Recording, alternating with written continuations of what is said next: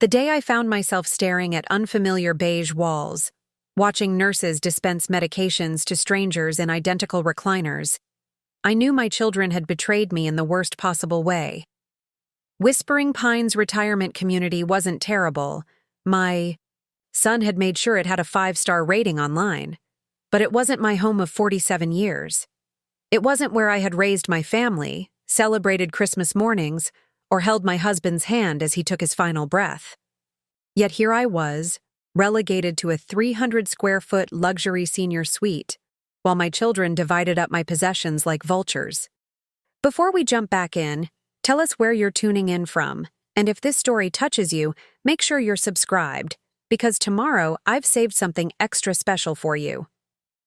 That morning, as I watched the rain streak down my second-floor window, I made a decision that would shock everyone, including myself. I would reclaim what was rightfully mine, and I wouldn't just take back my house. I would reveal the secret I'd kept for decades, the truth about who actually owned the property my children thought they had cleverly secured. For themselves, my name is Margaret Wilson. 3 weeks ago, I was a 75-year-old widow living comfortably in the Victorian home my late husband James and I had lovingly restored in Oakmont Heights. Today, I'm patient 247 at Whispering Pines, courtesy of my son Peter and daughter-in-law. Cynthia's executive decision that I was no longer capable of independent living. Tomorrow, I'll become something else entirely, the architect of their greatest disappointment. I had always been the peacekeeper in our family, the one who smoothed over conflicts, who forgave transgressions, who put everyone else's needs before my own. James used to tell me I was too accommodating, especially with our children. "One day they'll take advantage of your kindness, Maggie," he'd warned. I never thought that day would come in the form of an intervention where my son and daughter explained, with practiced sympathy in their voices, that they'd already packed up my essentials and signed the admission papers at Whispering Pines. "It's for your safety, Mom," Peter had insisted, his hand on my shoulder, fingertips pressing just a little too firmly. "After that small kitchen fire last month, we can't risk something worse happening." That small kitchen fire had been a dish towel that briefly caught flame when I placed it too close to the stove. I'd extinguished it myself within seconds. Hardly the catastrophe they'd made it out to be when convincing the administrators at Whispering Pines that I needed supervision. "And the house is just too much for you to maintain," added my daughter, Elaine, her eyes not quite meeting mine. "Think of all the stairs, the yard work, the cleaning." The stairs I climbed daily for exercise. The yard work handled by the same gardening service James had arranged 15 years ago. The cleaning I managed perfectly well with some help twice.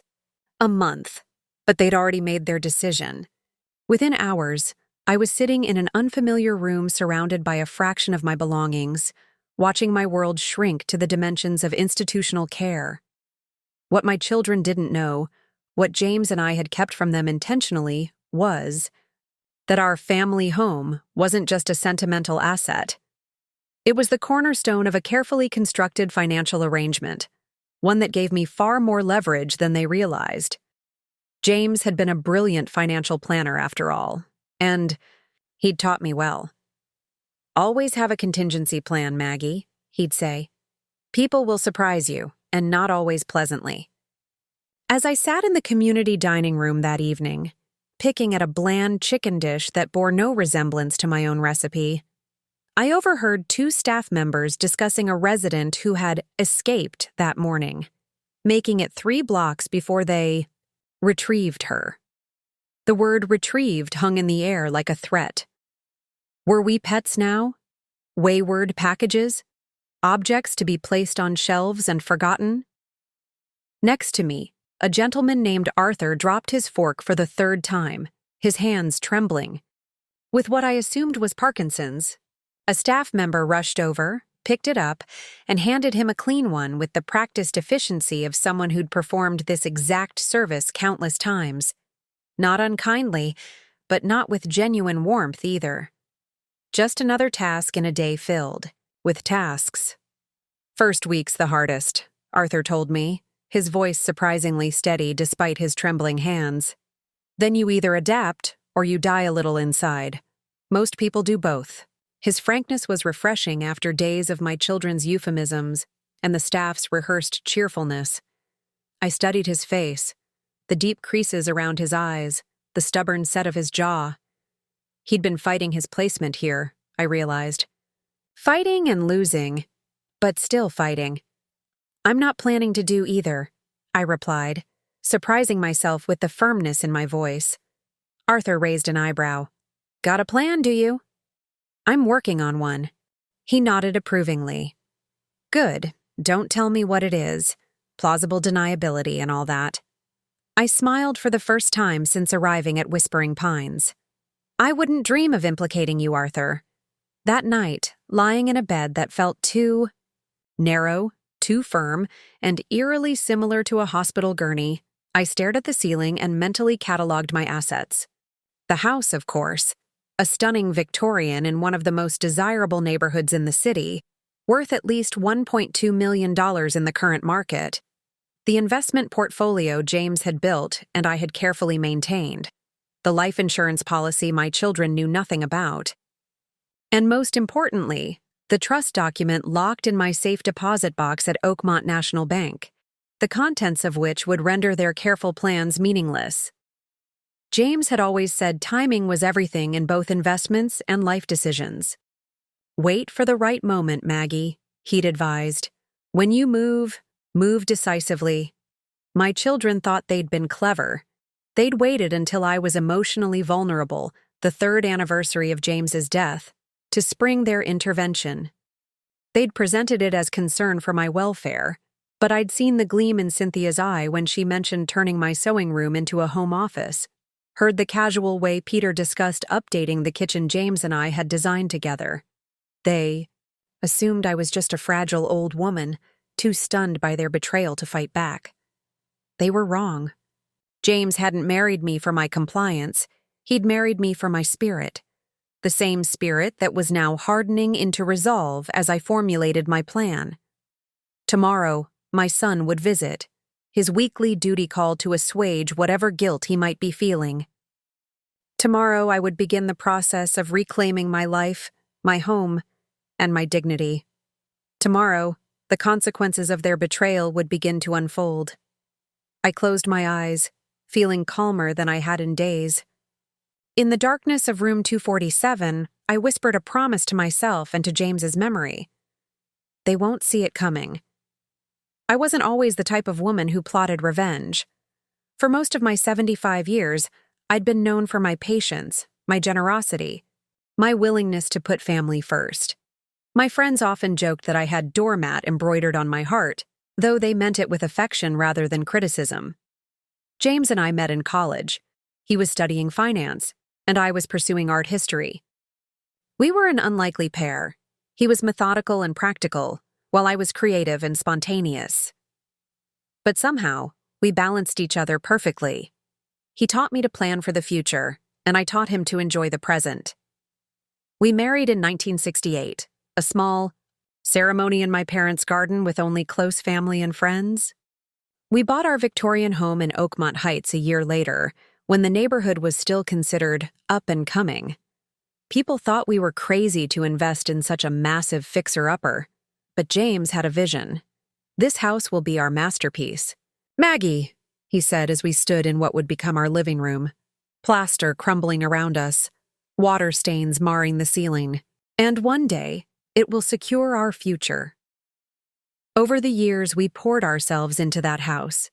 Every weekend was dedicated to some project, restoring the original hardwood floors, rebuilding the wraparound porch, bringing the garden back to its former glory.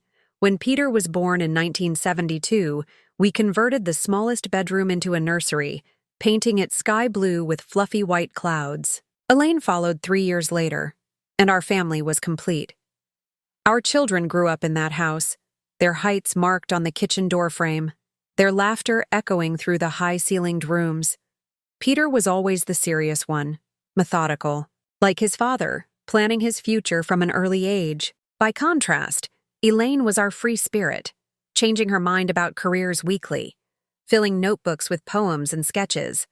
Preparing and narrating this story took us a lot of time, so if you are enjoying it, subscribe to our channel. It means a lot to us. Now back to the story. I remember the day Peter announced he wanted to follow in his father's footsteps and become a financial advisor. James was so proud, immediately offering to help him study for exams, to introduce him to colleagues. Elaine's path was less direct. She bounced from art school to psychology to communications, finally settling into a career in public relations, they grew, left for college, and started their own families. James and I settled into a comfortable routine. He continued working at his financial planning firm until he was 70, while I volunteered at the local art museum, taught watercolor classes at the community center, and kept our home as warm and welcoming as it had always been. Then came the diagnosis: cancer, aggressive and unforgiving. James faced it the same way he faced everything, with clear-eyed pragmatism and meticulous planning. "We need to get our affairs in order, Maggie," he told me the day after we received the news. "There are things we need to discuss." Over the next several weeks, as he underwent treatments that left him exhausted but determined, we spent evenings reviewing our finances, updating our wills, and making arrangements I didn't want to think about but knew were necessary. It was during one of these conversations, as autumn rain tapped against the windows of our bedroom, that James first mentioned his concerns about our children. "Peter's becoming too focused on appearances," he said quietly. "That house they bought in Lakewood Estates, the country club membership, Cynthia's jewelry. I worry he's over-leveraged." I nodded, having noticed the same signs myself. Peter and Cynthia seemed determined to project an image of success, even if it meant stretching themselves financially thin. "And Elaine?" I asked. James sighed. "Elaine follows whatever direction Richard points her in, and I don't trust his judgment." Richard, Elaine's husband of 12 years, had a history of questionable business ventures and what James called get-rich-quick thinking. Their frequent relocations and lifestyle changes suggested financial instability, though Elaine always insisted everything was fine. "I've been thinking," James continued, his voice growing stronger as he outlined his plan. "We should consider putting the house in a trust, not just for tax purposes, but for protection." I was puzzled. Protection from what? From them. He met my eyes steadily. "Not now, but later. When I'm gone and you're alone." I started to protest. Surely, our children would never take advantage. But James held up a hand. "Listen to me, Maggie. I've spent 40 years advising families about wealth transfer and estate planning. I've seen what happens, even in the closest families, when significant assets are at stake. People change. Priorities shift." He took my hand, his grip still strong despite his illness. "Promise me you'll follow the plan we create, even if it seems unnecessary. Even if it feels wrong to keep secrets from the children." I promised, though I never truly believed we'd need such precautions. That was James, always preparing for contingencies, always 3 steps ahead. The trust was created along with several other financial arrangements. Our attorney, Leonard Goldstein, helped us structure everything carefully. The house would remain in my name, but the trust contained specific provisions about its eventual disposition. Provisions our children knew nothing about. "Think of it as an insurance policy," James told me. "One you'll hopefully never need to use." When James passed away 2 years later, our children were appropriately grieving and supportive. Peter helped me organize the funeral and navigate probate. Elaine stayed with me for 2 weeks, cooking meals and keeping me company. They both expressed concern about me living alone in such a big house, but accepted my insistence that I was perfectly comfortable there. For the first year, they visited regularly: Sunday dinners, holiday gatherings, occasional weeknight drop-ins. Peter reviewed my investments, making minor adjustments to the portfolio James had established. Elaine helped me donate James's clothes and reorganize my closets. Everything seemed fine. But gradually, things began to change. The visits became less frequent. Phone calls replaced face-to-face conversations. Both Peter and Elaine became increasingly busy with their own lives, their own problems. I understood. They had careers, children, responsibilities. I didn't expect to be the center of their world. I maintained my independence, continued my volunteer work, took classes in advanced watercolor techniques, joined a book club. Life was different without James, but it was still full and meaningful, until last month, when I accidentally left that dish towel too close to the stove. Within days, that minor incident had been transformed into evidence of my declining capabilities.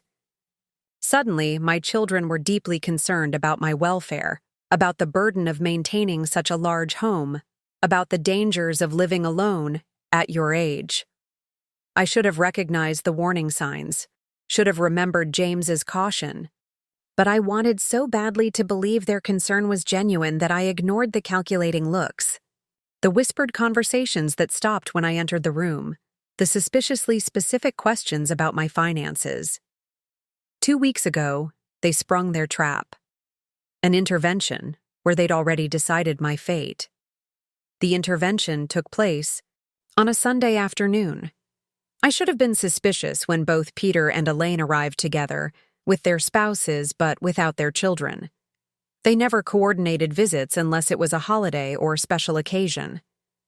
I'd prepared lunch, my special chicken pot pie that Peter had always loved, a fresh salad with vegetables from my garden, and lemon bars for dessert. As we sat around the dining table James and I had refinished ourselves 30 years earlier, the conversation flowed normally at first. Peter talked about his newest client, a tech executive with complicated tax situations. Elaine mentioned her PR firm's latest campaign for an organic skincare line. Cynthia complained about the landscapers who had planted the wrong variety of hydrangeas along their driveway. It wasn't until we moved to the living room with coffee that I noticed the shift in atmosphere. Peter and Elaine exchanged a look, the same look they used to share as children when they were up to something. "Mom," Peter began, setting his coffee cup down with deliberate care, "we need to talk about something important." "The house?" I guessed, having fielded their not-so-subtle hints about downsizing for months. "Not just the house," Elaine said, leaning forward. "It's about your overall situation." "My situation is fine," I replied, feeling the first stirrings of alarm. Peter cleared his throat. "Mom, we're concerned about your safety and well-being. Living alone in this big house, managing all the maintenance, navigating those steep stairs. And after the fire?" "It wasn't a fire," I interrupted. "It was a dish towel that singed for all of 10 seconds before I put it out." "But it could have been worse," Cynthia interjected. "What if you hadn't noticed it right away? What if you'd been upstairs? The whole place could have gone up in flames." The dramatic leap from minor incident to potential catastrophe should have warned me about what was coming. But I was still thinking like a mother, focused on alleviating their concerns, not defending against an attack. "I appreciate your worry," I said, "but I'm perfectly capable of taking care of myself and this house. James and I planned carefully for me to age in place here. The primary bedroom is on the main floor. I have emergency response systems, and Mrs. Castillo comes twice a week to help with the heavier cleaning." Richard, Elaine's husband, spoke for the first time. "Margaret, we've actually found a wonderful solution." His tone was that of someone revealing a surprise gift. "A place where you'll have all the independence you want, but with support whenever you need it." "We've done extensive research," Elaine added quickly. "Whispering Pines is the finest retirement community in the area.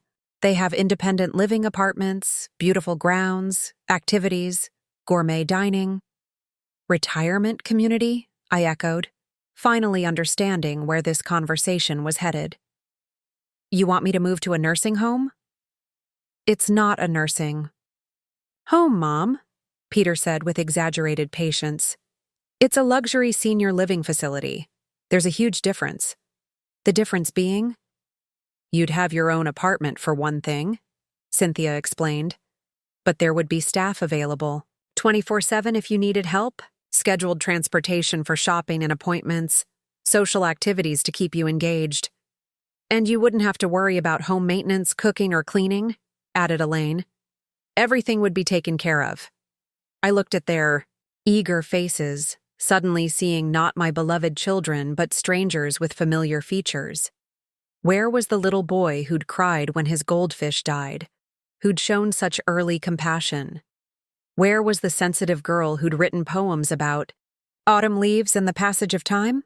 I have no interest in moving to a retirement home, I said firmly. This is my home, and I'm staying here. What happened next still feels like a dream, or rather, a nightmare.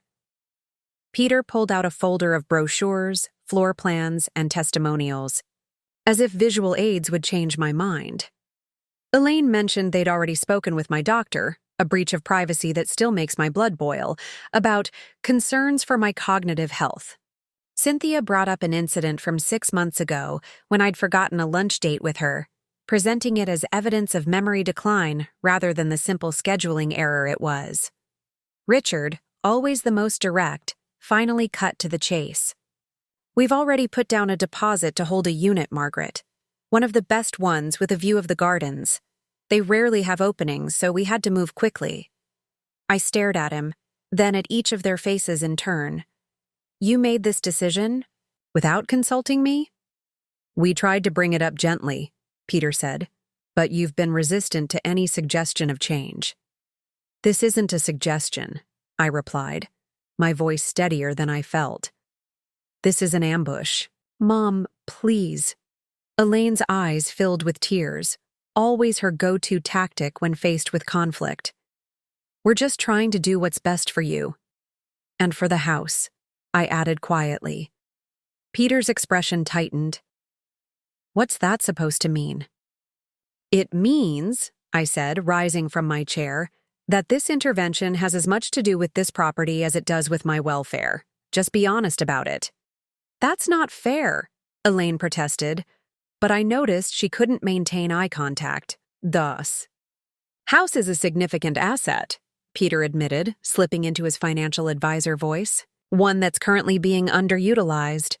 From an investment perspective, from a human perspective, I cut in, this is my home. The home your father and I created together. The home where you grew up. And we cherish those memories. Cynthia said smoothly. But practically speaking, the market is extremely favorable right now. If you sold, I'm not selling.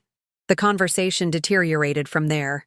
What had begun as a staged intervention became increasingly tense, with Peter eventually suggesting that if I couldn't see reason, they might need to explore legal options regarding my capacity to make decisions. That threat, thinly veiled, but unmistakable, was when I realized James had been right all along. Our children, faced with what they perceived as a valuable asset slipping from their grasp, were prepared to declare me incompetent if necessary. I did something then that surprised them. I stopped arguing. I asked to see the brochures again, requested time to think about their proposal, and promised to give them an answer in a few days. My apparent capitulation visibly relieved them. They left that afternoon believing they'd won, or at least that I was on the path to acceptance. What they didn't know was that I'd already made my decision. Not to comply, but to prepare. James had taught me well about the value of appearing, to concede while actually planning your next move. The week that followed was a masterclass in strategic deception. I called Peter daily with questions about Whispering Pines, questions that suggested I was warming to the idea. I invited Elaine over to help me start sorting through my belongings. I even asked Cynthia's advice about which furniture might fit in my new apartment. All the while, I was taking inventory of my important documents, photographing rooms for insurance purposes, and making discreet calls to Leonard Goldstein, James's attorney and the trustee of our family trust. They're moving faster than we anticipated, Leonard said when I explained the situation. But the contingency plans are still viable. Just follow the protocol James established. That night, after my children left, I sat in James's old leather chair by the bay window, watching darkness blanket our street. The Victorian homes across the way lit up one by one, families settling in for the evening. Mrs. Abernathy next door was watering her porch plants. The Rodriguez children were riding bikes in the fading light, their father calling them in for dinner. This was my neighborhood, my community. For nearly 50 years, I'd been part of its fabric. I knew which houses had changed hands, which gardens produced the best tomatoes, which families had weathered storms of illness or financial hardship. I'd delivered casseroles to new mothers, attended graduation parties for children I'd watched grow up, and organized the annual block party every summer since 1975. How could I simply walk away from all of this? And yet, what choice did I have? Truth was, I felt betrayed in a way I hadn't anticipated. James had warned me this might happen, but nothing had prepared me for the actual experience of sitting across from my own children as they calmly discussed removing me from my home. The calculated way they'd approached it, the brochures already printed, the deposit already paid, the doctor already consulted, suggested this plan had been in the works for months. Had they discussed it over dinner at their own homes? Had they weighed the pros and cons while I was blissfully unaware, tending my garden and attending my watercolor classes? The thought made me physically ill.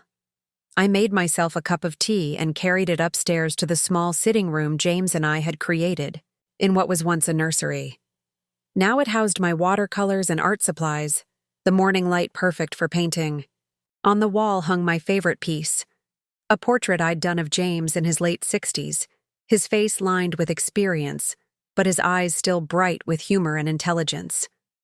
"You were right," I told his painted face. About everything. I remembered how he'd insisted we create a trust for the house rather than simply willing it to the children. At the time, it had seemed unnecessarily complicated and perhaps a bit paranoid. Now it felt prescient. "They think the house will be theirs," I said, aloud. "They're already planning what to do with it." A memory surfaced.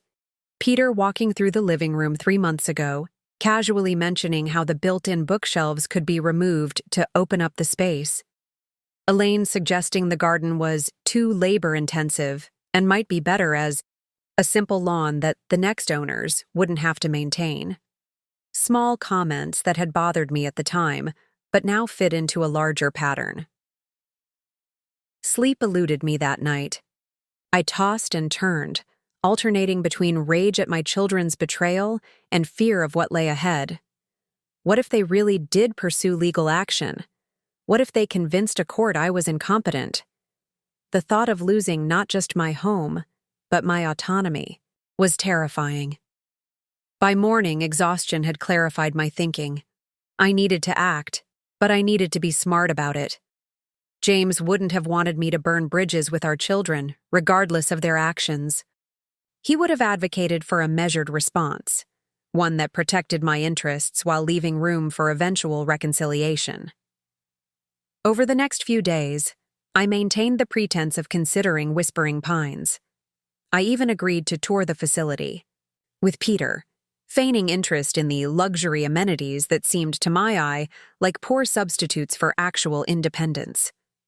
The dining room with its prescribed meal times, the activity schedule that reminded me of summer camp for octogenarians, the small apartments with their standardized layouts and institutional furnishings. "This unit has a lovely view of the garden," the tour guide enthused, showing us a 400-square-foot studio with a kitchenette barely large enough to heat soup.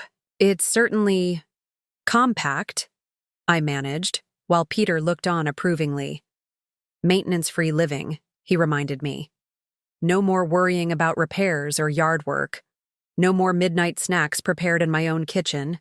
No more planting tulip bulbs in the fall and watching them emerge in spring.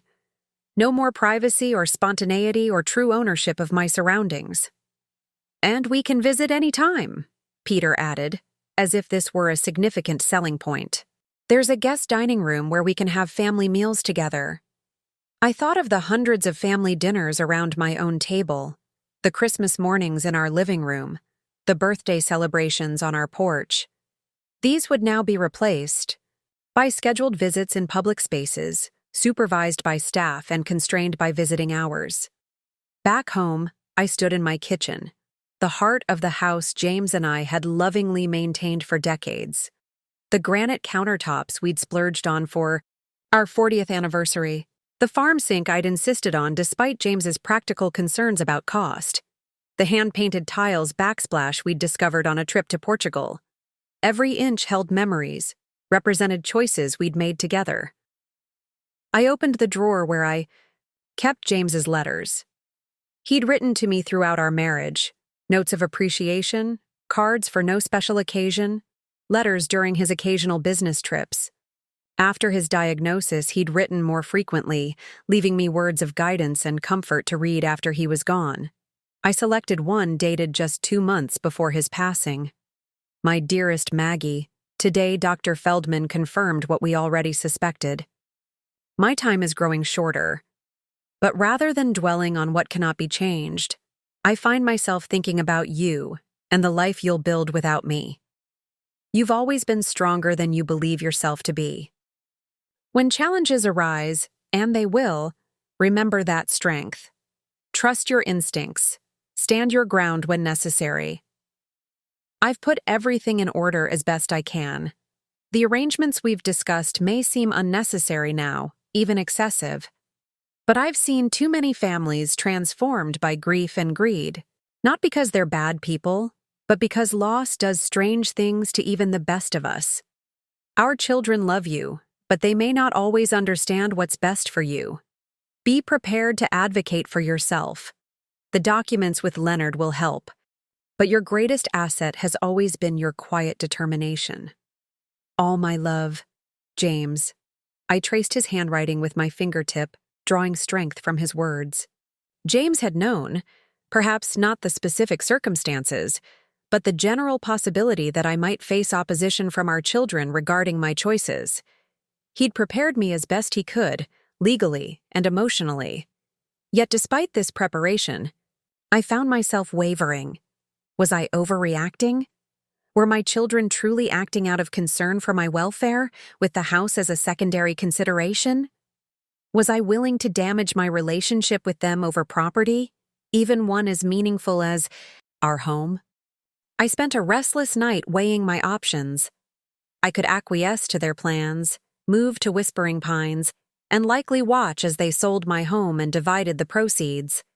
I could refuse outright and risk them escalating to legal measures. Or I could follow James's contingency plan, a middle path that would protect my interests while potentially preserving family relationships. By morning, my resolve had hardened. I would not be moved against my will.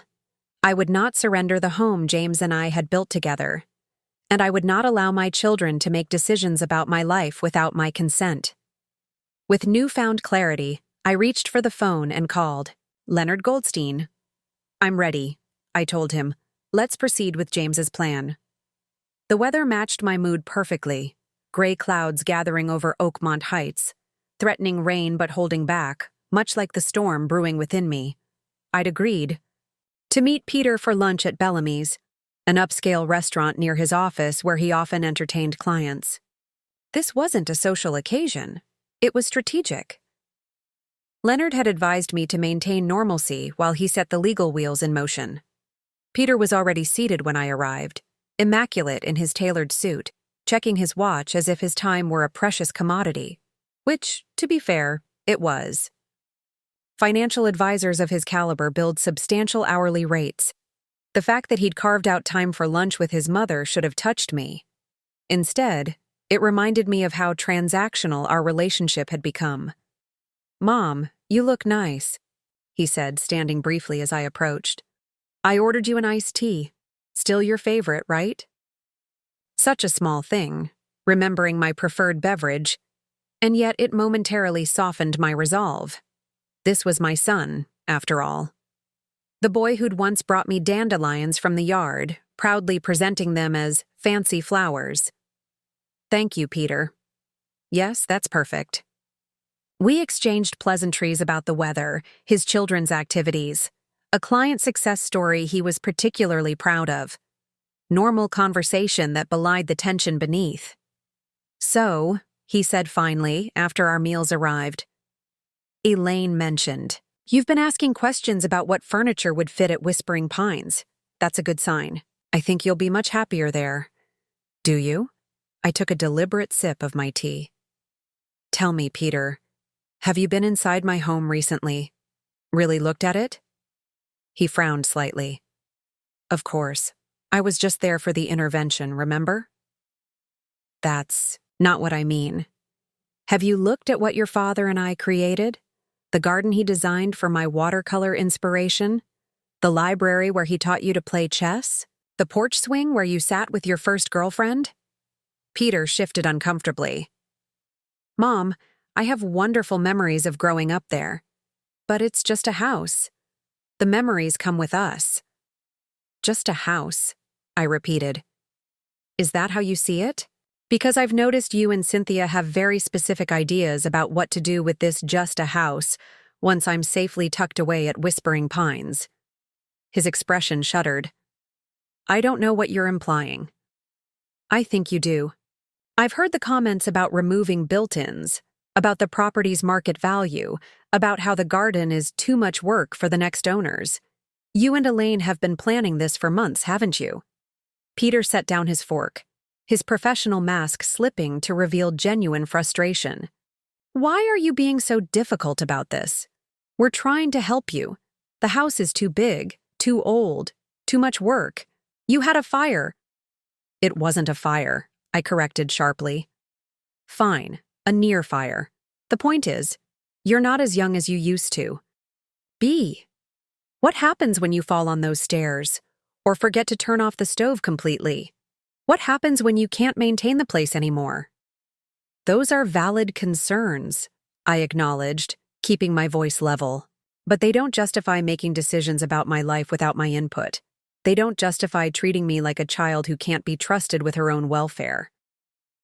"We tried talking to you about downsizing for years," Peter countered. "You always brushed it off." "Because it wasn't what I wanted. It still isn't." Peter leaned forward, lowering his voice as if sharing a confidence. "Mom, I need to be brutally honest with you.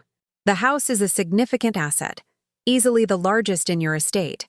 Every month you stay there, its value is essentially locked up rather than working for you." There it was, the financial advisor emerging from behind the concerned son. "Working. For me?" I echoed. "Or working for you and Elaine?" His face flushed. "That's unfair. Yes, eventually Elaine and I will inherit the house, or whatever equity remains after your lifetime. That's how family succession works. But right now, we're thinking about your quality of life and financial security. Are you?" I held his gaze. "Because it seems to me you're thinking about your inheritance and how to access it sooner rather than later." The flash of guilt across his face confirmed everything. It wasn't that my children didn't love me. They did, in their way. But they'd also begun viewing me as an obstacle to resources they felt entitled to access. "You've already mentally spent the proceeds from my house, haven't you?" I pressed. "What is it, Peter? Cynthia wants a vacation home in Aspen. College. Funds for the grandchildren? Payment for that country club membership that's stretching your budget?" Peter's expression hardened. "You're being irrational. This is exactly why we're concerned about your decision-making abilities." The threat was clear, if veiled. Continue resisting, and they'd pursue guardianship. I felt a chill that had nothing to do with the restaurant's air conditioning. "I see," I said quietly. "So my choices are to comply willingly with your plans for my life, or be declared incompetent and have the decisions made for me anyway." "No one wants that, Mom." He softened his tone, reaching across to pat my hand. Just come visit Whispering Pines again. Give it a real chance. I think you'll find it's the best solution for everyone. For everyone. Not for me. For everyone. The collective good of the family, which apparently superseded my individual autonomy. I withdrew my hand from his and picked up my napkin, carefully folding it beside my plate. I need to use the restroom. Order me some coffee, would you? I think we have more to discuss. In the privacy of the elegant restroom, I leaned against the marble counter and took several deep breaths. My hands were shaking, not with fear, but with a cold fury I'd rarely experienced. I'd spent my entire adult life putting my family's needs first, supporting their dreams, celebrating their successes, comforting their disappointments. And this was their response, to treat me like an inconvenient obstacle to their financial aspirations. The woman who gazed back at me from the mirror looked older than I usually perceived myself, but her eyes were clear and determined.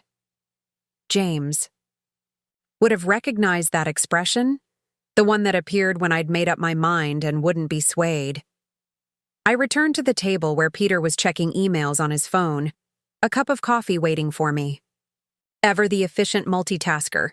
Peter, I said as I took my seat, I've made a decision. He looked up, relief evident in his expression. That's great, Mom.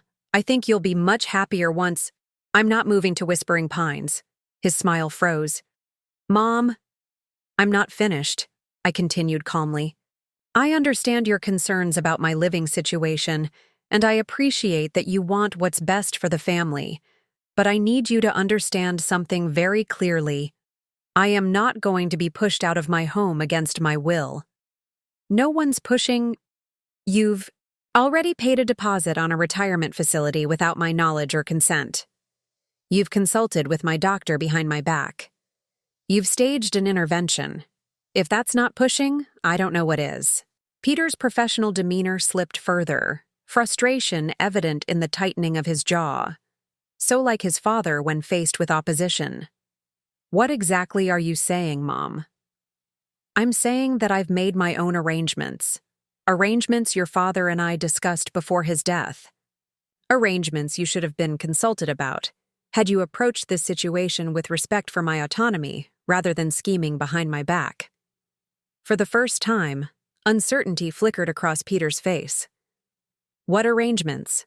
I smiled, channeling a bit of James's strategic composure. I think that's a conversation best had with everyone present. Why don't you and Elaine come to the house this Sunday? I'll make that pot roast you've always loved. After leaving Peter at the restaurant, his expression a mixture of confusion and alarm, I didn't go directly home. Instead, I walked 3 blocks to Oakmont National Bank, where I'd been a customer for nearly 5 decades. The marble floors and dark wood paneling hadn't changed much over the years, though the tellers were now all strangers to me. I requested access to my safe deposit box, signing the register with deliberate care. The bank officer led me to a private room where I could examine the contents in peace. Inside the metal box were the documents James and I had placed there years ago. Our original marriage certificate, the deed to the house, insurance policies, and, most importantly, the trust documents Leonard had prepared according to James's instructions. I removed the bound set of papers, running my fingers over the embossed legal seal. This was the key to everything. The protection James had insisted upon, the contingency plan he'd created for a scenario I'd never truly believed would materialize. Next, I withdrew a smaller envelope containing a single key. Not a house key, but something more significant. The key to a world James had created specifically for me, separate from our children's knowledge or access. With these items secured in my handbag, I made one more stop before heading home. The Oakmont Heights Art Center had been my sanctuary for years, first as a student, later as a volunteer instructor.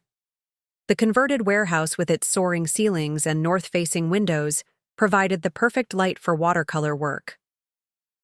More importantly, It offered a community of people who knew me not as Peter and Elaine's mother, or James's widow, but simply as Margaret, the artist. Eleanor Bishop, the center's director and my friend of 20 years, was working on a large abstract canvas when I entered her office. Paint splattered her overalls and even dotted her silver hair, which was secured in a haphazard bun. "Margaret!" She set down her brush, wiping her hands on a rag. "I missed you at the Tuesday class. Everything okay?" I hesitated, then decided on honesty. "Not really. My children are trying to move me into a retirement home." Eleanor's eyebrows shot up. "Without consulting you, I'm guessing, or you wouldn't look ready to commit arson." That startled a laugh out of me. "Is it that obvious?" "Only to someone who knows you well." She gestured to a paint-spattered chair. "Sit. Tell me everything." And so I did. The intervention, the thinly veiled threats, the assumption that I would compliantly surrender my home and independence. Eleanor listened without interrupting, her artist's eyes sharp and assessing. "Bastards," she pronounced when I finished. "Loving bastards, maybe, but still." "They're my children," I reminded her, feeling the need to defend them despite everything. "Yes, and they've completely disregarded your agency as a human being." Eleanor had never had children herself and often claimed this gave her a clearer perspective on parent-child dynamics. "So what's your plan? You didn't come here just for sympathy." I smiled, grateful for her directness. "I need your help with something. A project of sorts." "Intriguing? Does it involve public humiliation of ungrateful offspring? Because I have ideas." "Nothing so dramatic. But it does involve making a statement." I outlined what I was considering, a way to reclaim my narrative while simultaneously protecting my interests. Eleanor listened, her expression shifting from amusement to thoughtful consideration. "It's risky," she said finally. "They won't take it well." "I know, but at this point, I'm more concerned with what's right than what's comfortable." Eleanor studied me for a long moment, then nodded decisively. "I'm in. When do we start?" "Today," I said, feeling a surge of determination. No time like the present. Over the next 3 days, I set my plan in motion, careful to maintain the facade that I was still considering Whispering Pines. I spoke regularly with Leonard, ensuring every legal detail was properly addressed. Went through the house methodically, photographing rooms and making detailed inventories of their contents. I sorted through financial records, insurance documents, and the extensive files James had maintained about our investments and property. Most importantly, I began the process of reclaiming my narrative, not just in relation to my children, but in my own mind. I'd spent so many years defined primarily as wife, mother, and homemaker that I'd sometimes lost sight of my individual identity. Now, faced with the threat of further erasure, I found myself reconnecting with the Margaret who existed beyond those roles. I started painting again, not the careful watercolors I usually produced, but bold, almost angry acrylics that expressed the turmoil I was feeling. Eleanor provided canvas and space at the center, promising discretion when I explained why I couldn't work at home. "Let it all out," she encouraged as I applied crimson paint in slashing strokes. "Better on canvas than on your children, though they might deserve a good smacking." The physical act of painting, the smell of the acrylics, the resistance of the canvas, the vibrant colors taking form under my hands, was therapeutic in ways I hadn't anticipated. Each stroke felt like a declaration. I am still here. I still matter. I still create. On Friday, 2 days before my planned Sunday dinner with Peter and Elaine, I received an unexpected visit from my daughter. She arrived unannounced in the late afternoon, just as I was returning from the art center. "Mom!" she called, emerging from her car as I walked up the driveway. "I've been trying to reach you all day. Didn't you get my messages?" I'd deliberately left my phone at home, needing time to think without interruptions. Sorry, dear, I was out. Elaine frowned, taking in my paint-stained hands and casual clothes. Out where? Peter said you had lunch with him on Tuesday and you were acting strangely. Did he? I unlocked the front door, allowing her to follow me inside. What constitutes strange behavior these days? Having my own opinions? Making my own decisions? Mom, please. Elaine's voice took on the placating tone she'd used since adolescence when trying to manage my reactions. We're just worried about you. Are you? I set my bag down and faced her directly. Or are you worried that I'm not following the script you and Peter have written for me? Her expression flickered, surprise, then guilt, then a defensive hardening. That's not fair. We're trying to help you. By making decisions about my life without consulting me? By treating me like an obstacle to your inheritance rather than a person with valid preferences? That's not... She stopped, clearly reconsidering her approach. Look, Peter mentioned you wanted to have dinner on Sunday to discuss arrangements you've made.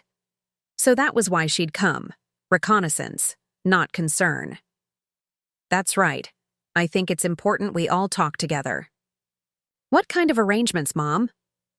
Her tone was casual, but her eyes were watchful. Nothing for you to worry about, I replied, deliberately vague. Just some plans your father and I made before he passed. Elaine shifted uncomfortably. Dad's been gone for 3 years. Whatever plans you made then might not be relevant to your current situation. On the contrary, I said, moving toward the kitchen. They're more relevant than ever. Would you like some tea? I was just about to make some. She followed me, her ballet flats silent on the hardwood floors. Unlike Peter with his confident stride, Elaine had always moved quietly through the world, observing, assessing, planning her responses. She was her father's daughter in that regard, strategic, patient, willing to play the long game. Mom, she began as I filled the kettle, I know you're upset about Whispering Pines. We should have approached it differently. But the fact remains that this house is too much for you. Sooner or later, you'll need to downsize. Perhaps, I conceded, setting out cups and saucers, the good china, which seemed appropriate given the occasion. But that decision should be mine to make when I'm ready. And if something happens before you're ready? A fall, another kitchen accident, a medical emergency when you're alone? Life involves risk, Elaine, at any age. I placed a plate of lemon cookies, her childhood favorite, on the table. Your father and I accepted that when we decided to age in place here. She sighed, the sound weighted with exasperation. Dad's not here anymore. Things have changed. Yes, I agreed, pouring the boiling water into the teapot. They certainly have. Saturday morning brought a clarity I hadn't experienced in weeks. With my plan fully formed and the necessary preparations in place, I felt a strange calm, the kind that comes with absolute certainty. James would have recognized it. He used to say I was like still water, generally peaceful but immovable once I'd made up my mind. I spent the morning in the garden, deadheading roses and pulling weeds from the perennial beds. There was something deeply satisfying about this. Simple work, hands in the soil, the scent of earth and green things, the immediate visual reward of restored order. The garden had always been my domain, while James handled the structural aspects of home maintenance. He'd built the trellises and arbors. I'd chosen what would grow on them. He'd installed the irrigation system. I'd decided what needed watering. And when together, we'd created something beautiful and lasting. I wouldn't surrender it without a fight. Around noon, I received a call from Peter. His tone was carefully neutral, masking the tension I knew he must be feeling. Just confirming dinner tomorrow, he said. Elaine mentioned you wanted both of us there. Yes, at 5. Will Cynthia and Richard be joining us? A brief hesitation. We thought it might be better to keep this just between you and your children. Of course they had. Spouses might complicate the united front they plan to present. That's fine, I agreed. Just the three of us, like old times. Mom? Peter's voice lowered, taking on the serious tone he used with clients discussing difficult financial realities. If this is about Whispering Pines, I hope you'll keep an open mind. We've secured a really exceptional situation there. I'm sure you have, I replied evenly. We'll discuss everything tomorrow. After we hung up, I called Leonard to confirm our final arrangements. Everything's in place, he assured me. The paperwork has been filed, the accounts are ready for transfer, and I've prepared the documents you requested. Are you sure you want to handle the disclosure yourself? I'd be happy to be present. I appreciate that, Leonard, but this is a family matter. I need to do this my way. I understand. Just remember, whatever happens, you're legally protected. They can't force you to change the arrangements no matter how they react. Thank you for everything. I meant it sincerely. Leonard had been more than just our attorney. He'd been James's friend and confidant for decades. His loyalty to my husband's wishes and his respect for my autonomy had been unwavering. James would be proud of you, Margaret, he said gently. He always said you were stronger than anyone gave you credit for. After our call, I went to the hall closet and pulled out the heavy photo albums I'd compiled over the years. Unlike many people my age, I hadn't succumbed to the convenience of digital-only photography. I believed in the tangible, in images you could hold in your hands, pages you could turn, memories preserved in physical form rather than floating in some nebulous cloud. I spent the afternoon selecting specific photographs, Peter and Elaine as children playing in the backyard sprinkler, James teaching Peter to use a handsaw in his workshop, Elaine and me painting watercolors on the front porch, family holiday gatherings around the dining room table through the decades. I arranged these carefully in a separate album, creating a visual narrative of our life in this house. By evening, I'd finished most of my preparations. I marinated the pot roast, prepared the vegetables for roasting, and set the dining room table with our best china and silverware. Not because the occasion called for celebration, but because I wanted this meal to carry the weight of significance. Whatever happened tomorrow would change our family dynamic permanently. Such a moment deserved proper acknowledgement. That night, I slept surprisingly well. The anxiety that had plagued me since the intervention had transformed into purposeful energy. I'd moved from victim to strategist, from reactive to proactive. James would have approved. Sunday dawned bright and clear, a perfect spring day. I attended morning service at Oakmont Community Church, drawing strength from the familiar rituals and the warm greetings of congregants who'd known me for decades. Pastor Williams asked about my watercolor classes. Mrs. Jacobson invited me to her garden club meeting. Mr. Fernandez reminded me about the upcoming community fundraiser I'd agreed to help organize. These small interactions reinforced what I already knew. I had a life here, a purpose, a community. I wasn't just an old woman rattling around in a too-large house, waiting to die and pass my assets to my children. I was Margaret Wilson, artist, gardener, friend, volunteer, community member. And I deserved to be treated as such. I returned home to finish preparing dinner. The house filled with the comforting aroma of slow-roasting beef, herbs, and vegetables, the same meal I'd made countless Sunday evenings when Peter and Elaine were growing up. Comfort food with a purpose. At precisely 4:55, 2 cars pulled into my driveway, one after the other. Peter and Elaine had arrived separately, but simultaneously, a small detail that spoke volumes about their coordination. I watched from the living room window as they spoke briefly in the driveway, their body language suggesting a last-minute strategy session. I opened the door before they could ring the bell. Right on time, I observed. Some things never change. They exchanged a glance, another silent communication I pretended not to notice, before following me inside. The house was immaculate, as always, with fresh flowers from the garden arranged in the crystal vase that had been my mother's. The dining room table was formally set, with the photo album I'd prepared conspicuously placed on the sideboard. "Something smells amazing," Elaine offered, her tone deliberately light. "Your father's favorite pot roast," I replied. I thought it appropriate, given what we need to discuss. "And what exactly is that?" Peter asked, his patience clearly wearing thin. "You've been very mysterious about these arrangements you mentioned. All in good time." I gestured toward the living room. "Why don't we have a drink first? I've opened that Cabernet you brought for Christmas, Peter." They followed me with visible reluctance, accepting glasses of wine and taking seats across from me. Peter in James's leather chair, Elaine on the sofa. The positioning wasn't lost on me, my children on one side, me on the other, a physical manifestation of the division between us.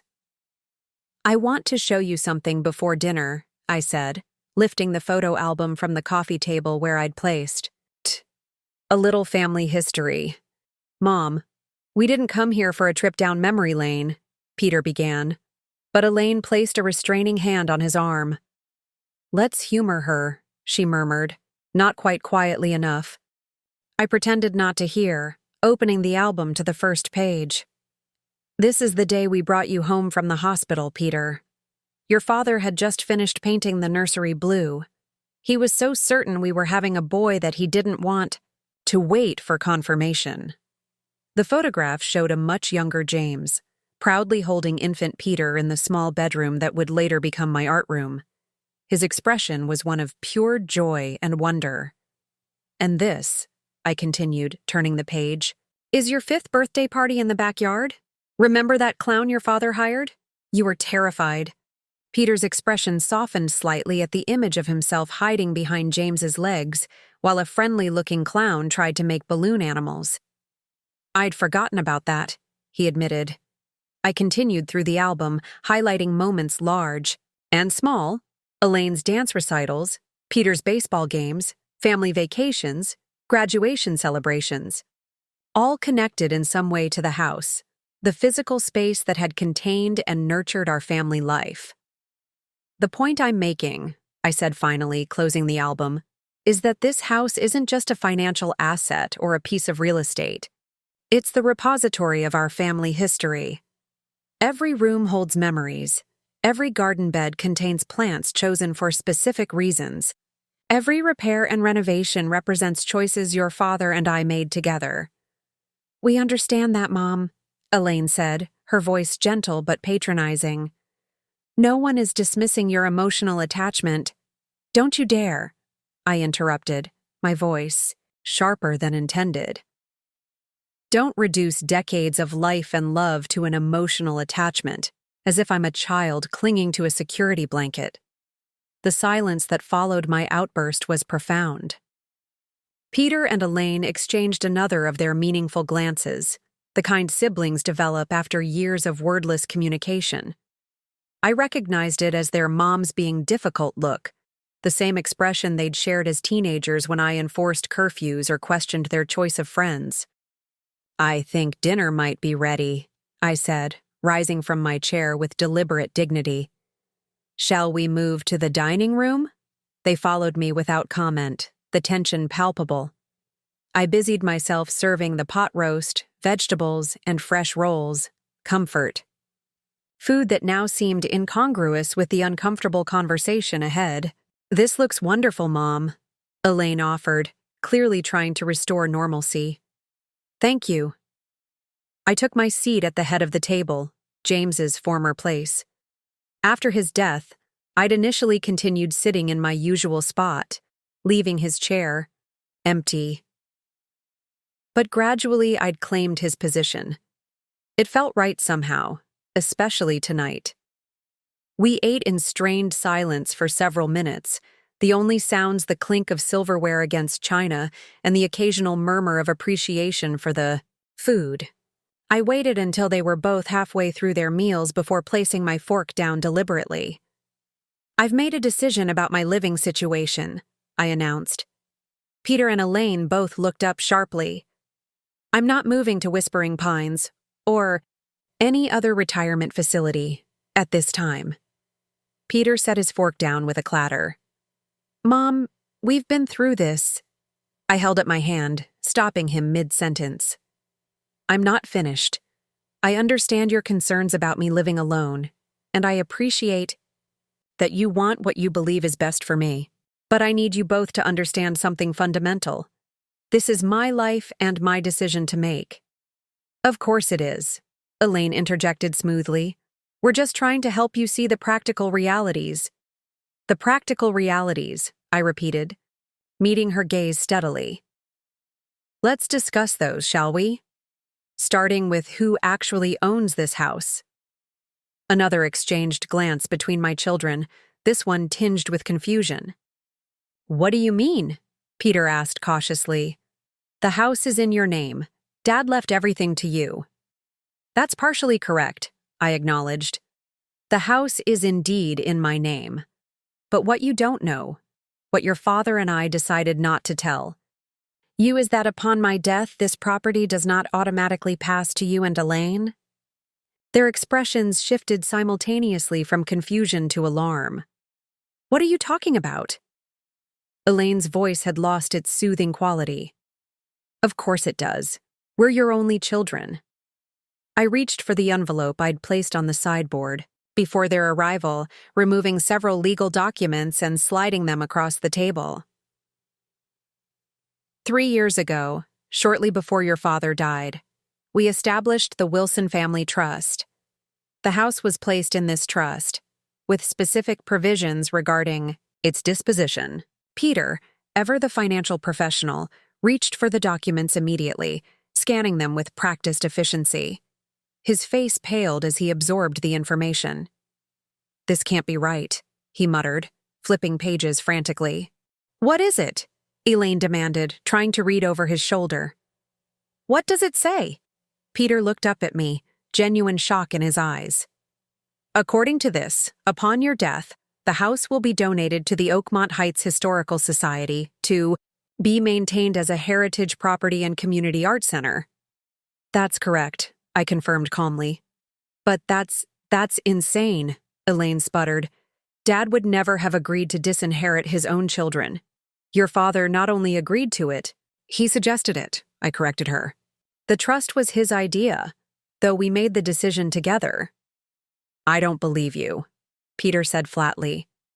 This must be something you've done recently, out of spite, because you're angry about Whispering Pines. The trust documents are dated, I pointed out. 3 years ago when your father was still alive. Leonard Goldstein handled everything. You're welcome to confirm with him. Leonard was Dad's friend, Elaine objected. He'd say whatever you wanted him to. Leonard is a respected attorney who values his professional reputation far too much to falsify legal documents, I replied evenly. Besides, your father's signature is on every page, properly witnessed and notarized. Peter was still examining the documents, his financial advisor's mind clearly processing implications and looking for loopholes. This can't be legally binding. We could contest it. You could try, I agreed. But the trust is ironclad. Your father made sure of that. And contesting it would require proving that either James or I was mentally incompetent when we established it. A difficult argument to make given that your father was still actively managing his client portfolios at the time. Elaine had begun to cry, whether from genuine distress or as a tactical maneuver, I couldn't be sure. Why would you do this to us? That inheritance was supposed to secure our futures, help with the grandchildren's college funds. Your futures are already secure, I said firmly. You both have successful careers, substantial retirement savings, and valuable properties of your own. As for the grandchildren's education, there are separate provisions for that in our estate. Plan modest but helpful contributions that will be made available when they reach college age. But the house? Peter began. The house, I interrupted, was never yours to claim or dispose of. It was our home, mine and your father's. We built it together, maintained it together, filled it with memories together, and we jointly decided that rather than having it sold off or divided after we're gone, We wanted it preserved as part of the community heritage. This is about the art center, isn't it? Elaine said suddenly. Your painting hobby. You're choosing that over your own children. I felt a flare of anger at her dismissive characterization, but kept my voice steady. My painting hobby, as you call it, has been a central part of my identity for decades. The Art Center provides cultural enrichment and educational opportunities to the entire community, including disadvantaged children who wouldn't otherwise have access to arts education. So you're punishing us because we wanted to keep you safe, Peter concluded bitterly. Disinheriting your own children because we suggested you move to a luxury retirement community. That seems proportionate. I'm not punishing anyone, I corrected him. The trust was established years ago, long before you decided I was too incompetent to manage my own affairs. It reflects your father's wishes and mine about the legacy we wanted to leave. I can't believe Dad would do this, Elaine said, tears still streaming down her face. He always told us the house would be ours someday. When you were children, yes, I acknowledged. But as adults, he expected you to create your own homes, build your own legacies. He was immensely proud of your accomplishments, but he also recognized that you didn't need this house, financially or emotionally, the way the community might. Peter pushed the documents away, his expression hardening. So that's it? You've decided we don't deserve our inheritance and there's nothing we can do about it? What you deserve, I said carefully, is to know the truth now, rather than being surprised after I'm gone. What you deserve is honesty about our intentions and plans, something you didn't extend to me when you plotted to move me to Whispering Pines. The hypocrisy of their outrage wasn't lost on me. They had made decisions about my life without consulting me, yet were devastated that James and I had made decisions about our property without consulting them. There's more, I continued, reaching for another document. In addition to the house, your father and I established a separate trust that provides me with income independent of this property.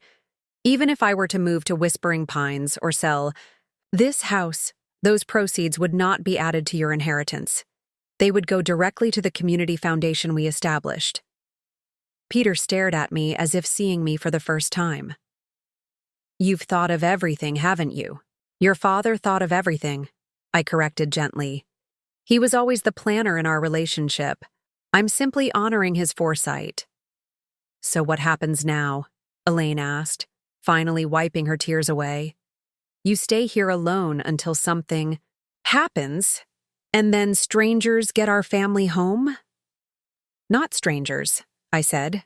Neighbors, community members, children who will learn to paint in the same rooms where you did your homework. Gardeners who will tend the same roses your father planted. Historians who will preserve the architectural details he so carefully restored. And us? Peter demanded. What do we get? The naked entitlement in his question made me sad rather than angry. When had my children become so focused on what they would receive rather than what they could give? You get what we've already given you, I replied quietly. A secure childhood, educational opportunities, support for your dreams and ambitions, love and guidance. And yes, financial assistance when needed, college tuition, down payments on your first homes, contributions to the grandchildren's education funds. But not this house.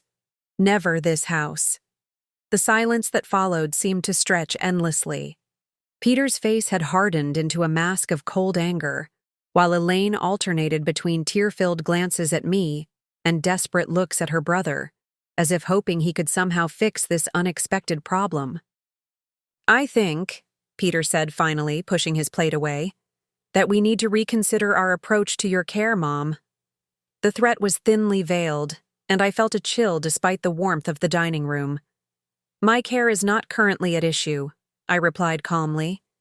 I'm perfectly capable of living independently, as my doctor will confirm if asked directly rather than through leading questions about concerns you might have fabricated. That dish towel fire, Elaine began, was a minor accident of the key. kind that happens to people of all ages, I interrupted. Last month, your 16-year-old left a plastic container in the microwave and nearly started a kitchen fire. Should we consider him incapable of living independently when the time comes? She flushed. That's different. Is it? Or is it simply that you view my age as an automatic diminishment of my capabilities?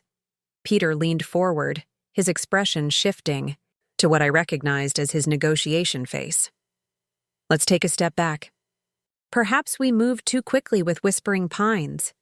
But Mom, surely you can see that this house is too much for one person. The maintenance alone is managed quite well through the services your father arranged before his death, I finished. For him. The gardener comes weekly. The handyman is on call for repairs. The cleaning service visits twice monthly. My finances are in perfect order, as Leonard can attest. And what happens when you fall? Or become ill? Elaine persisted. I wear a medical alert pendant. I have neighbors who check on me regularly. I have friends at church, at the art center, in the garden club. I'm not isolated, despite what you seem to believe. This isn't about the house at all, is it? Peter said suddenly. This is about control. You're angry that we tried to take control, so now you're demonstrating that you still have it. There was a grain of truth in his assessment, but it missed the larger point. This is about respect, I corrected him. Respect for my autonomy, for my capabilities, for the life your father and I built together, and for the plans we made for its continuation after we're gone.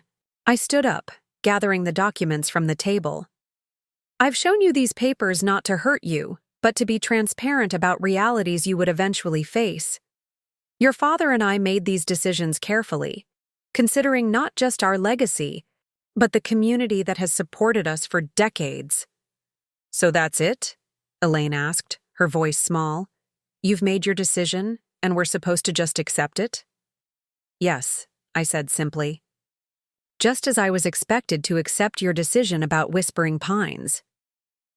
Those situations aren't remotely comparable, Peter objected. Aren't they? Both involve assumptions about what's best for others without properly consulting them. Both involve significant life changes imposed rather than chosen. I moved toward the sideboard, where I'd placed a folder containing one final document, the one Leonard had prepared at my request after our recent consultations. There's one more thing we need to discuss, I said, turning back to face my children. My power of attorney. Power of attorney? Peter's eyes narrowed with immediate suspicion. What about it? I opened the folder and removed the document, placing it on the table between us. As of yesterday, I've appointed Leonard Goldstein as my durable power of attorney for both financial and healthcare decisions, should I become incapacitated. Elaine gasped. You've cut us out completely? Your own children? I've ensured objective decision-making, I corrected her. Leonard has explicit instructions to consult with you both, but the final authority will rest with him, not with either of you. Peter picked up the document, scanning it with the intensity of someone searching for a loophole. Finding none, he set it down with deliberate care, his financial advisor's composure barely masking his anger. This is a mistake, he said flatly. Leonard doesn't know you the way we do. He can't possibly make personal care decisions with the same insight as your own family. Leonard knows exactly what your father and I wanted, I replied. He helped us plan for these contingencies years ago. And unlike my children, he has demonstrated respect for my autonomy and my wishes. Because we suggested Whispering Pines? Elaine's voice rose incredulously. One suggestion about your living situation, and you've rewritten your entire estate plan to exclude us? The estate plan was written years ago, I reminded her. The power of attorney is the only recent change, and it comes as a direct response to your actions, not your suggestions, but your actions. You made arrangements behind my back. You consulted my doctor without permission. You paid deposits and signed papers as if my consent was a mere formality.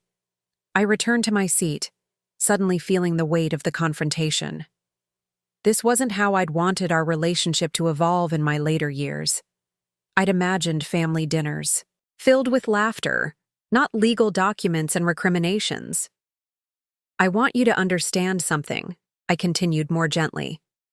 This isn't about punishment or retaliation. It's about protection, not just of the house or the financial assets, but of my right to live my remaining years on my own terms. What terms are those exactly? Peter asked, his tone marginally less hostile. Living alone in this big house until something happens, then having it turned into an art center? Living independently for as long as I'm capable, I corrected him. Making my own decisions about my care if that changes. And yes, eventually, seeing this home transformed into something that benefits the community that has meant so much to your father and me. I looked from Peter to Elaine, seeing beyond their anger to the hurt beneath. They truly didn't understand. Despite their adult sophistication, they were still, in some ways, children who expected the family home to remain unchanged, available whenever nostalgia called them back. I still love you both, I said softly. That hasn't changed and won't change. But our relationship needs to be based on mutual respect, not on your perception of my decline or your expectations about your inheritance. The transformation was subtle, but unmistakable. In their eyes, I was no longer just their aging mother, a person to be managed, directed, and eventually relegated to a retirement facility. I had become someone they had to reckon with on equal terms, someone with the power to shape not just her own future, but theirs as well. It wasn't the relationship I would have chosen, but it was the one necessitated by their actions. And in that moment, as we sat around the dining table where we'd shared hundreds of family meals, I felt a profound shift in the family dynamic, a rebalancing of power that had been long overdue. Dinner concluded in a strained silence. Peter and Elaine picked at their food, occasionally exchanging glances but offering little conversation. I didn't push them. They needed time to process everything, not just the legal realities I'd revealed, but the fundamental shift in how they would need to relate to me going forward. As I cleared the plates, Elaine finally spoke. I still don't understand why Dad would do this. He always talked about family legacy, about keeping things in the family. I placed the dishes in the sink before turning to face her. Your father's concept of legacy evolved as he aged. He came to believe that what we leave behind should benefit more than just our biological descendants. The community supported his business for decades. The neighborhood welcomed us, even when this area was far less fashionable than it is now. The Historical Society helped us research proper restoration techniques when we first bought this place. So, gratitude trumps family. Peter's tone was bitter, but I detected genuine confusion beneath it. Not trumps, I corrected him. Extends. Your father believed, and I agree, that family responsibility doesn't end with our children. It includes the world we leave behind for future generations, even those not directly related to us. I returned to the table, placing my hands flat on its polished surface. This table had witnessed so much of our family history: homework struggles, holiday celebrations, difficult conversations, moments of joy and sorrow. When your father was diagnosed, I continued, he spent a lot of time thinking about meaning, about what truly matters at the end of a life. He concluded that relationships and community impact were what he valued most. The trust reflects those values. But we're your community too, Elaine protested, tears threatening again. Your first community.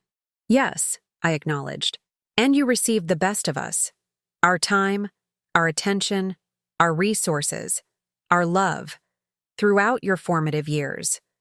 We supported your education, celebrated your achievements, comforted you through disappointments, stood by you through mistakes. That investment in you was our first and most important legacy. I looked from one to the other, seeing echoes of James and Peter's analytical mind and stubborn determination, glimpses of myself in Elaine's creative spirit and emotional sensitivity. The house is just a structure, I said gently. The real inheritance, the values, The memories, the unconditional love, can't be divided or donated or disputed in court. That's already yours, and always will be. Peter stood up abruptly, pacing to the window that overlooked the garden. I need time to process this, he said finally. It's a lot to take in. Of course, I agreed. I don't expect you to embrace these decisions immediately. I just ask that you try to understand them, even if you don't agree. Elaine joined her brother at the window, her arms wrapped around herself protectively. What about Whispering Pines? She asked without turning around. Should we cancel the deposit, or do you want more time to consider it? Cancel it, I said firmly. I won't be needing it. Not now, perhaps not ever. They left shortly afterward, their departures as coordinated as their arrivals. No hugs, no warm goodbyes, just awkward nods and promises to be in touch soon. I watched from the porch as their cars pulled away, wondering if I'd just irreparably damaged my relationship with my children or finally established the boundaries necessary for a healthier connection. As the house settled into evening silence, I returned to the dining room and poured myself a small glass of the Cabernet. Raising it in a silent toast to James's portrait on the mantel, I whispered, Well, we did it. For better or worse, they know the truth now. 3 weeks passed with minimal contact from my children, a terse text message from Peter confirming they'd canceled the Whispering Pines deposit, a brief call from Elaine about my granddaughter's dance recital, carefully avoiding any mention of our Sunday dinner revelations. The silence between us spoke volumes. They were regrouping, reconsidering, perhaps consulting attorneys about options. That simply didn't exist. I didn't pursue them. This was a necessary estrangement, a cooling-off period that might eventually lead to something healthier. Instead, I focused on reclaiming my life fully. I rejoined the garden club I'd been considering, leaving, committing to hosting the annual flower show in my backyard. I expanded my schedule at the art center, accepting Eleanor's invitation to teach the beginners watercolor class. I had lunch with Diane from the hospital auxiliary, planned a weekend trip to visit my college roommate in Meadowbrook, and scheduled long overdue maintenance for the house with the confidence of someone who intended to enjoy it for years to come. On a particularly beautiful Tuesday morning, as I tended to the rose bushes James had planted for our 40th anniversary, a car pulled into my driveway. I recognized it immediately. Elaine's modest sedan, practical and unassuming like she had been before Richard's influence. She approached slowly, a hesitancy in her step that reminded me of her childhood ventures to apologize after misbehavior. Chiwak, roses look beautiful this year, she offered as an opening. They do, I agreed, straightening up and removing my gardening gloves. Your father always said this variety would outlive us all. Elaine nodded, looking everywhere but directly at me. Mom, I've been thinking a lot about everything. About Whispering Pines, about the trust, about how we approached things. I waited, giving her space to continue. I talked to Leonard yesterday, she admitted. He showed me the original planning documents, the notes from meetings with you and Dad. It's true, isn't it? This was Dad's idea from the beginning. Yes, I said simply. He believed in giving back to the community that supported us. I didn't want to believe it. She finally met my eyes. It was easier to think you were being spiteful or irrational, because if this was Dad's choice too, then you'd have to accept that both your parents made this decision deliberately. I finished for her. She nodded, tears welling. I owe you an apology. We should never have planned Whispering Pines without your full involvement and consent. We thought we were helping, but we were really just controlling. Yes, you were, I agreed, not unkindly. But I understand the impulse. You saw changes, perhaps some real, perhaps some imagined, and you wanted to protect me. It wasn't just protection, she admitted. It was also convenience. Having you at Whispering Pines would have been neater, more contained. We wouldn't have had to worry. Life isn't meant to be worry-free, I reminded her, especially not relationships with aging parents. We moved to the garden bench, the one James had built when his knees began troubling him, but he still insisted on helping with the weeding. Sitting together in the dappled morning light, surrounded by the garden we'd tended as a family for decades, we began the delicate process of rebuilding trust. "Peter's still angry," she confided. "He had plans for his portion of the proceeds from this house. Investment opportunities, college funds for the kids. Peter has always placed too much emphasis on financial planning and not enough on emotional intelligence," I observed. "He gets that from his father, I'm afraid." That startled a laugh from her. A genuine one, warm and spontaneous. "You never said that when Dad was alive?" "No, but he knew it. It was a running joke between us. His spreadsheets, my intuition. Somehow we balanced each other. Like Peter and me," she said thoughtfully. "He calculates while I feel." "Exactly. And both approaches have their strengths and weaknesses." As we talked, I felt a weight lifting. Not everything was resolved. Perhaps not everything could be. But this was a beginning, a recognition that our relationship needed to evolve from parent-child to adult-adult, with all the respect and complexity that entailed. When Elaine left an hour later, she hugged me tightly. "I'll work on Peter," she promised. "He'll come around eventually." "Give him time," I advised, "and space to save face. His pride was wounded as much as his financial plans." Watching her drive away, I felt a profound sense of peace. Not because everything was perfect. It wasn't and wouldn't be. But because I had reclaimed my power, my home, and my future on my own terms. Standing in the garden James and I had lovingly tended for nearly half a century, I made a silent promise, to myself and to his memory. I would live my remaining years with purpose and dignity, making choices that honored our shared values and vision. The house would indeed become a community art center someday, but not before I'd squeezed every drop of joy and meaning from my time within its walls.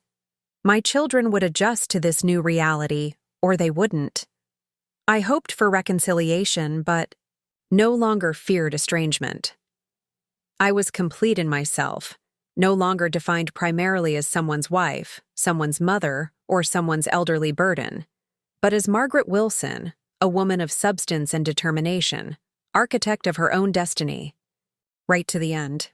Up next, you've got 2 more standout stories right on your screen. If this one hit the mark, you won't want to pass these up. Just click and check them out.